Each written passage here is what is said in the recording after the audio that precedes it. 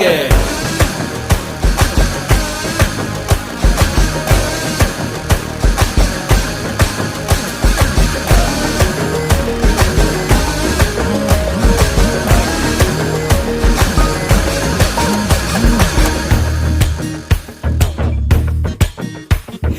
Apple போன போல கையில எடுக்கவா, உன்னை அப்படியே டச் பண்ணி கொடுக்கவா.